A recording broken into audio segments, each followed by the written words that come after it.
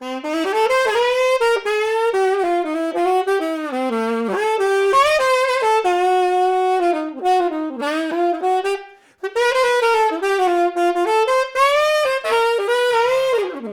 was lucky enough to do a gig with Eugene Amaro, a very famous player, and I was only 20 years old.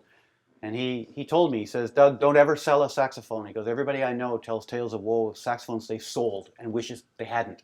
And so I have. I've never sold a saxophone, but sadly I keep buying them. So this is a 1926 Selmer Sopranino saxophone. It's stunningly beautiful, and it plays brilliantly. I plan to gig with this horn, even though it's 90 years old. You know, there's key questions. When did the Mark VI start? When was the first one? When was the last one? All those questions, nobody knows. So I started tracking online as many saxophones as I could.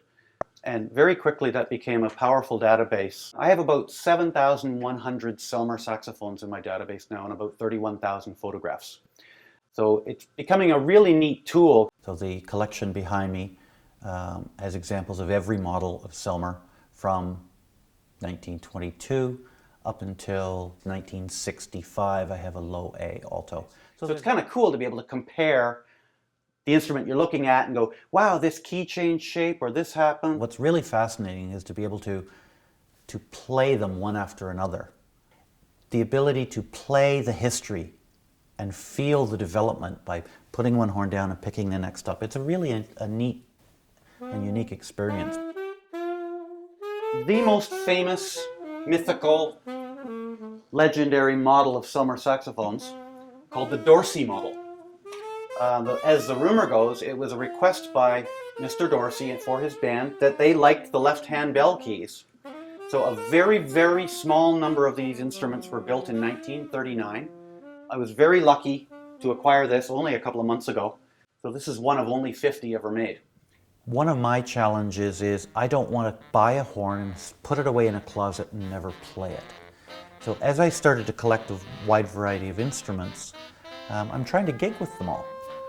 So I ended up starting a band. I started a saxophone quartet, the All Sax Quartet.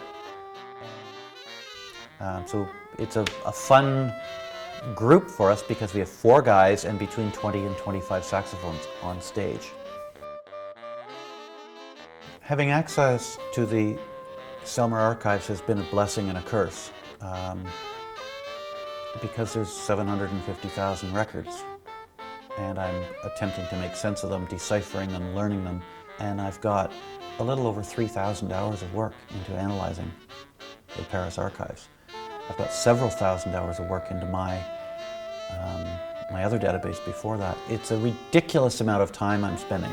People ask me why I do it. I don't really have a good answer for that. The only thing I can say is somebody has to do it, and I seem to be uniquely in the right space to be the guy to put the time into it. I think there's some valuable stuff to be learned, and if I can figure out what really happened and be able to share it with the world, then that makes me happy.